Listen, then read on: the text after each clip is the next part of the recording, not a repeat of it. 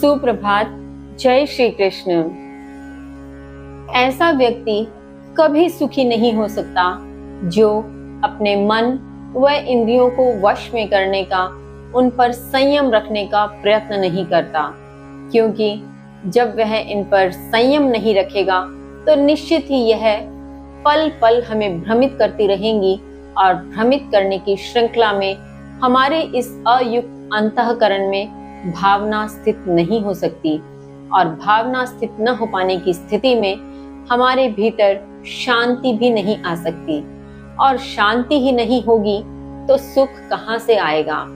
इसी क्रम में श्री कृष्ण ने समझाया था कि जैसे एक नाव जल में विचरण करते हुए वायु के वेग से हर ली जाती है, ठीक वैसे ही इंद्रियों में विचरण करता हुआ यह मन उस बुद्धि का हरण कर लेता है जो इस पर संयम का प्रयत्न नहीं करता। इसी क्रम में श्री कृष्ण आगे क्या कहते हैं, आइए जानते हैं। श्लोक संख्या 68। तस्मादस्य महाबाहो निगृहीतानि सर्वशः इन्द्रियाणि इन्द्रियार्थेभ्यः तस्य प्रज्ञा प्रतिष्ठिता, तस्य प्रज्ञा प्रतिष्ठिता। श्री कृष्ण कहते हैं, हे महाबाहु, जिसकी इंद्रियां इंद्रिय विषयों से सब प्रकार से वशीभूत की हुई हैं, उसकी बुद्धि स्थिर है। भावार्थ, यहाँ श्री कृष्ण अर्जुन को संबोधित करते हुए कहते हैं, महाबाहु अर्थात महान भुजाओं वाले, जिसकी इंद्रियां, जिस भी व्यक्ति ने अपनी सभी इंद्रियों को इंद्रिय विषयों से सब प्रकार से खींच रखा है, सब प्रकार से अपने वश में कर रखा है, अपने संयम में कर रखा है, उसकी बुद्धि स्थिर है। क्यों? क्योंकि जब उसने संयम को धारण कर लिया तो उसे न किसी महत्वाकांक्षा के पूरा होने की लालसा है, न किसी प्रकार की अपेक्षा। ऐसी स्थिति में वह अपने कर्म को करता हुआ शांत है, और शांत मन ही सुख का अनुभव कर सकता है। और जब ऐसा शांत मन सुख की स्थिति में होता है, वह निश्चित ही स्थिर बुद्धि होता है। इसी क्रम में श्री कृष्ण आगे कहते हैं, श्लोक संख्या 69। या निशा सर्वभूतानां तस्यां जागर्ति संयमी, यस्यां जागृति भूतानि सा निशा पश्यतो मुनेः, सा निशा पश्यतो मुनेः।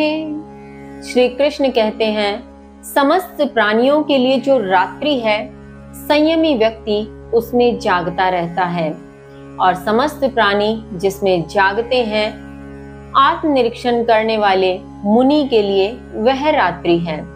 भावार्थ, यहाँ श्री कृष्ण मनुष्य की दो श्रेणियों की आपस में तुलना करते हुए हमें संयमी व्यक्ति की विशेषता बता रहे हैं।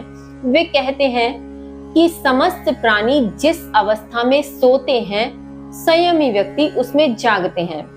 सर्वप्रथम हमें यहाँ यह समझना होगा कि सुप्तावस्था और जागृतावस्था से क्या तात्पर्य है। सूर्योदय अथवा सूर्यास्त के प्रक्रिया के माध्यम से होने वाले रात दिन में जो सुप्तावस्था अथवा जागृतावस्था होती है, यह वह नहीं है। यहाँ सुप्तावस्था और जागृतावस्था से विचारों की और भीतर जो आत्म अवलोकन किया जाता है, उस स्थिति की अवस्था से लिया गया है।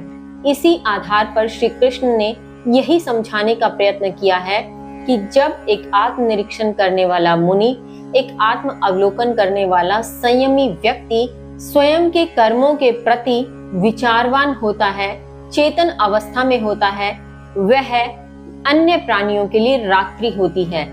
और जिसमें अन्य प्राणी जागते हैं, जिसमें वे इंद्रियों के पीछे भागते हैं, वह आत्मनिरीक्षण करने वाले मुनि के लिए रात्रि होती है।